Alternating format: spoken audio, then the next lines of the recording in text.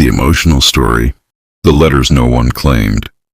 The post office at the edge of Marrow Lane was always quiet but not empty. Every evening, after the shutters came down and the last customer left, Eli Rowan opened the small wooden drawer labeled Unclaimed. Inside were letters that never found hands, addresses smudged by rain, names written by people who no longer existed where the ink remembered them. Eli never threw them away. He was not supposed to read them. He told himself this each night, and each night he failed gently. He read them the way one listens at a door, not to steal, but to understand. There were apologies written too late. Confessions that arrived after forgiveness had grown tired of waiting. Birth announcements sent to parents who had already passed on. Eli folded each letter back with care, as if touch alone could ease their disappointment. One night at the bottom of the drawer, he found an envelope different from the rest. No address, no stamp. Just two words written carefully, almost fearfully. If found. Inside was a single sheet.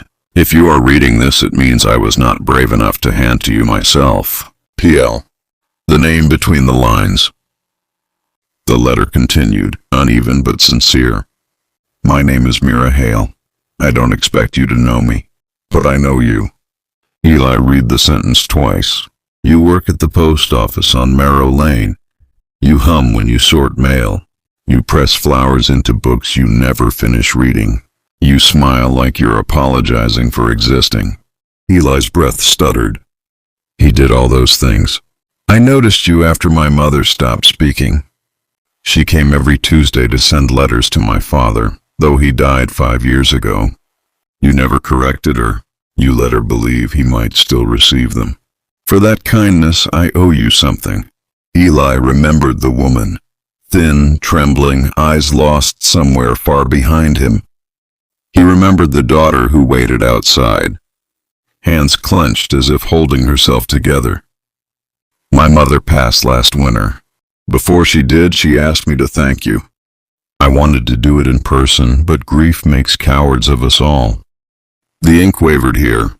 I'm leaving town tomorrow. If you ever wonder whether your small kindnesses matter, know that they kept my mother alive longer than medicine did. The letter ended simply.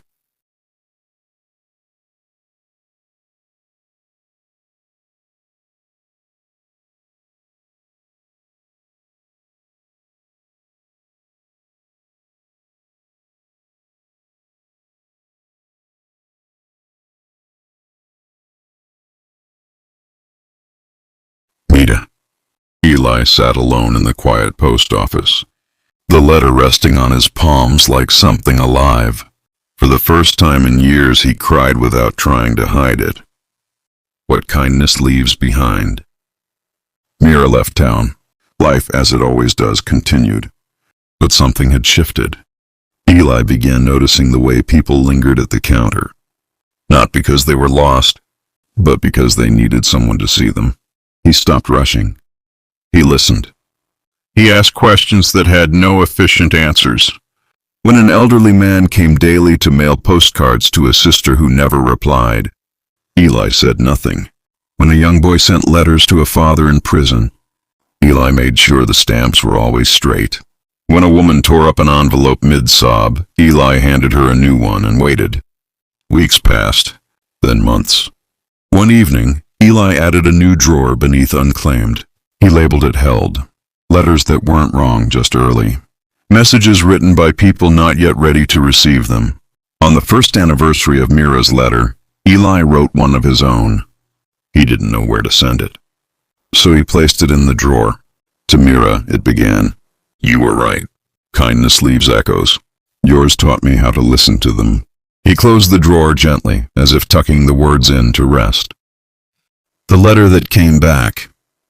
Years later, long after Eli's hair had begun to gray, a letter arrived without warning.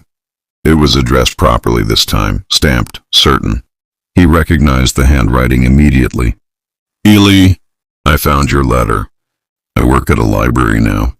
People leave things behind there too, notes and margins, bookmarks with phone numbers. Grief between chapters. I think we are the keepers of what others cannot carry. Mira wrote of her life, her healing, the way pain softened into something useful.